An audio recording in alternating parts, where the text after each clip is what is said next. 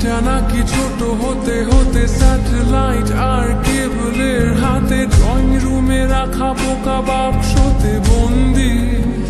আহা হা হা আহা আহা